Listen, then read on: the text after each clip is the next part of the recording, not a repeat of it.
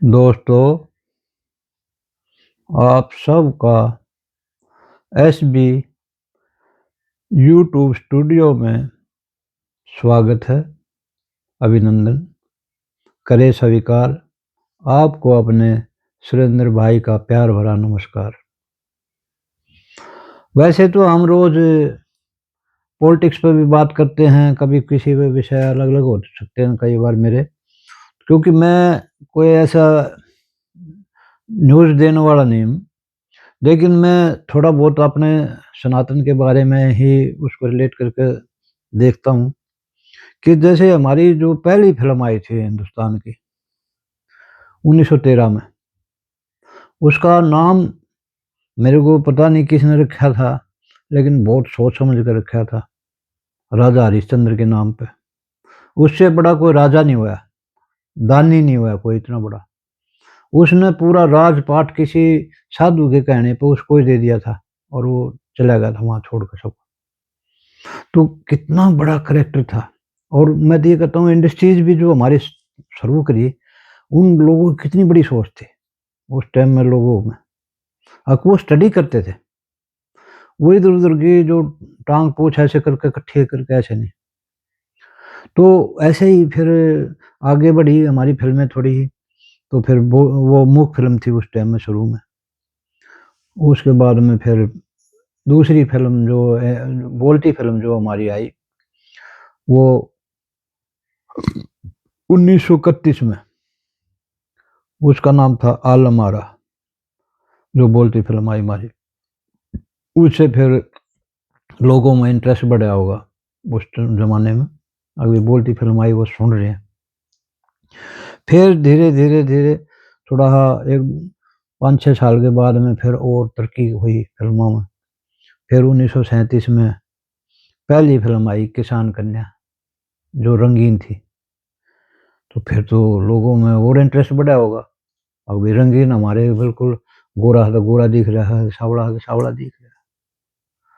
तो फिर वो बताते हैं कि उस जमाने में जो हमारी वो जो था ना, सिंगर विंगर जो नहीं थे उस टाइम में, प्लेबैक सिंगर, तो जो सिंगिंग का काम जो था ना वो खुद ही करना होता था। और यहाँ तक भी बोलते हैं कि उस जमाने में जो एक्ट्रेस जो थी ना वो बहुत कम थी, बहुत थोड़ी बहुत जो जिनको लाए होंगे वो, जो कई बताते हैं कि रेड अलर्ट एरिया से भी आई थी एक्ट्रेस, क्योंकि अच्छे घरों से उस टाइम में हीरोइन आती नहीं थी। तो उसके बाद में कुछ फिल्में ऐसी भी बताते हैं कि जिसमें आदमियों ने औरत का कपड़ा पहन के मतलब रोल किया था। तो फिर वो खुद ही सिंगिंग करते थे। और उस जमाने में फिर जो सबसे अच्छे जो सिंगर ऑलराउंडर थे, तो केएल सहगल थे, कुंदन लाल।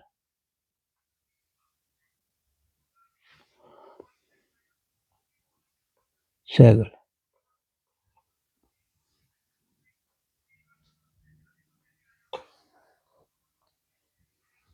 तो कुंदन लाल सहगल जी बहुत अच्छे सिंगर थे, लेकिन वो ज़्यादा आगे साथ नहीं देश के इंडस्ट्रीज में ना। तो बहुत अच्छे बताते हैं एक्टर थे वो। उसके देहांत जल्दी हो गया था 40-42 साल की एज में, बताओ। फिर मुकेश जी जैसे सिंगर आए, और मुकेश जी के जो गाने, इतने अच्छे गाने थे उसके। सैड सॉन्ग है तो सैड है, कोई परेशानी बीमार है, कोई मर गया, कोई और कुछ है, तो दुख के जो गाने थे वो सब मुकेश जी। और उनकी आवाज में इतनी गूंज थी, इतनी मोटी आवाज थी, इतनी साफ आवाज थी, और इतना सरल करके गाते थे गाने को, सिंपल। कोई भी गा सका उसके गाने, ज्यादा अप डाउन नहीं करते थे वो गानों में। अभी तो पूरी ताकत लगा कर ऊपर चला गया, नीचे आ गया, ऐसे। फिर उसके मेलोडियन गाने भी इतने अच्छे थे। तो वो बताते हैं कि वो गाना था राज कपूर की फिल्म का, मेरा जूता है जापानी ये पतलून इंग्लिस्तानी, सर पे लाल टोपी रूसी फिर भी दिल है हिंदुस्तानी। तो इस गाने को बताओ, हाँ रूस वाले पागल हो गए थे इसके पीछे, मुकेश जी के, उसकी डिमांड इतनी हो गई। तो मैं ये कहता हूँ मुकेश जी ही थे जो पहले बंदे जो विदेश में जाकर जिन्होंने प्रोग्राम शुरू करे थे। आज ये सब कमा रहे हैं ना जा के विदेश में। तो मुकेश जी की इतनी डिमांड थी। तो बताते हैं एक बार मुन्ना डे जी चले गए वहाँ पे। तो मुन्ना डे जी से, मुन्ना डे तो वही क्लासिकल थे वो, तो उनसे ये बोला गया। तो उन्होंने बड़ी मुश्किल से फिर वहाँ पे वोटिंग होगी इसके प्रोग्राम में। तो फिर मुन्ना डे जी ने जैसे तैसे करके वो गाना गाया। तो कहने की बात है कि अगर मैं कोई कहूँ ना, कोई मेरे से पूछे अभी पहला हिंदी का ब्रांड एम्बेसडर कोई था तो मुकेश जी थे हमारे हिंदुस्तान के, जिन्होंने विदेश में जाके हिंदी गानों के थ्रू हमारी हिंदी को प्रचलित इतना मतलब पॉपुलर किया वहाँ पे। तो सब जो विदेश में अपने रहते थे उसके हर बार मतलब वहाँ पर डिमांड रहती थी, इसलिए उन गाने भी मेरे ख्याल में कम ही इसलिए गाए गए होंगे क्योंकि उसके बाहर के प्रोग्राम बहुत रहते थे। तो मैं ये कह रहा हूँ उन्होंने ज़्यादा गाने नहीं गाए, 750-800 बताओ हैं, लेकिन एक से बढ़ के एक गाना मीनिंगफुल पूरे। परेशानी के तो परेशानी के, दुनिया बनाने वाले कायर को दुनिया बनाई। तो कहने की बात है कैसे कैसे गाने थे उनके, जो वहाँ पे दर्द भरी दास्तां चली आई हैं, कहीं सज्जन रे झूठ मत बोलो। तो एक से बढ़ के एक गाने। और प्यारे गाने हैं तो प्यार के गाने हैं कितने बड़े बड़े। उस टाइम में राइटर भी बहुत अच्छे थे। इनकी तिगड़ी बताओ हैं राज कपूर के साथ कई होगी थे। आगे संगीतकार शंकर जैक्सन जी, मुकेश सिंगर है, शैलेंद्र सिंह और राइटर है उनका लेखक। तो कहने की बात है वो गाने कहाँ गए वो भरत व्यास जी जैसे गाने, फिर वो शैलेंद्र जी, फिर संतोष आनंद जी, एक प्यार का नगमा है, मेलोडी देखो गाना पागल हो जाए आदमी, क्या गाना यार। ओहो। और एक दूसरा गाना है वो रोटी कपड़ा और मकान, मैं ना भूलूंगा, मैं ना भूलूंगा, कितनी पोइट्री है वो, पूरी पूरी पोइम है वो। तो कहाँ गया वो जमाना, कहाँ गए वो लेखक, सब तुक्का बंदी है अपने, कोई तो अपने अपने चक्कर में लाग रहा है, माइंड वॉश करने लाग रहे हैं उल्टा पुल्टा। वो फिल्मों के चरित्र देख लो, कहाँ वहीदा रहमान जी थी, कहाँ वैजंती माला जी थी, नूतन जी थी, हैं उनके पल्लू उनकी साड़ी ऐसे कितनी देवी लगती थी दूर से। मनोज कुमार जी, उनकी फिल्में देखो, ओहो हो, तड़पता हुआ जब कोई छोड़ दे, तुम्हारा हृदय तोड़ दे। तो कहने की बात है कितने पूर्व पश्चिम देश का कल्चर कैसे, कहीं कुछ भारत कुमार, भारत से नाम जुड़ गया था उनका। मतलब क्या खोया क्या पाया, मेरा तो ये कहने का मतलब है हमने इतनी फिल्में बनाई, कहाँ राजा हरिश्चंद्र बनी, कहाँ 2004 तक देखो मर्डर, भीगे होठ तेरे, प्यासा दिल मेरा, कहाँ थे ये गाना, कहाँ ये तेरे होठों के दो फूल प्यारे प्यारे। तो कहने की बात है वर्ड वही हैं, होठ वही हैं, लेकिन वो कितनी शालीनता है। और वहां पर क्या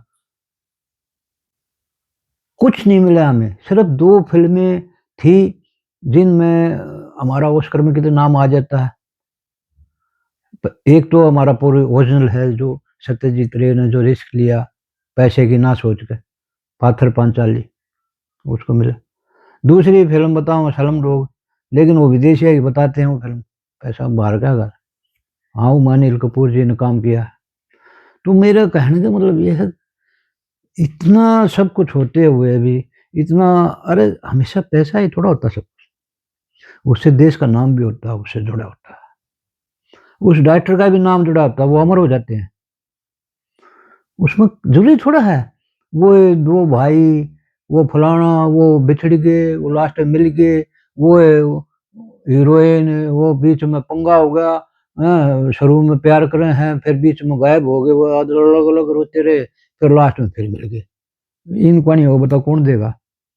कई फिल्में तो ऐसी हैं जैसे वो शादी की वीडियो फिल्म देख रहे हैं, उन गाने गाने हिट तो होगी, वो कई पैसे भी कमा लिए उनने। भाभी तेरा देवर दीवाना और फलाना ढाकड़ा, ये गाने दुनिया भर के हैं। तो मैं ये कहने वाला हूँ, ये क्या फिल्में हैं ये? बनेगी भाई, अच्छी है, गाने चल गए, लेकिन कुछ रिस्क भी लो। डायरेक्टर को इतने बड़े बड़े हो रहे हो, एक दो फिल्मों के लिए रिस्क तो लो। अब किस तरह की वो रोज फिल्म नहीं देखते, किन किन को फिल्मों को किस टाइप की फिल्मों को ये मिलते हैं, क्योंकि उनमें सत्य कहानी होती है, सच्ची घटनाएं होती हैं उनमें। उसमें पब्लिक से रिलेटेड वो होते हैं, उसमें नेचर से रिलेटेड कुछ ऐसे काम होते हैं। तो कुछ ऐसी बनाओ ना, क्या खोया क्या पाया। तो ये है मेरा आज का विषय, कि मैं ये नहीं चाहता भाई, मैं फिल्म वालों से माफी मांगता हूँ भाई, मैं किसी की बुराई नहीं कर रहा, क्योंकि मेरा कोई इंटरेस्ट नहीं है इसे। लेकिन मैं कई बार ये सोचता हूँ ना कि यार, पुरानी फिल्में हम जब देखते थे तो लोग रोते थे। कोई धार्मिक फिल्म आ गई तो सिक्के फेंकते थे, संतोषी माता फिल्म आ गई तो रात के 9 से 12 बजे तक ट्रैक्टर भर भर के आते थे हरियाणा में, सनीमो में। तो कहने की बात है, कुछ उसमें करेक्टर बनाओ भैया, ऐसे कुछ नहीं होता।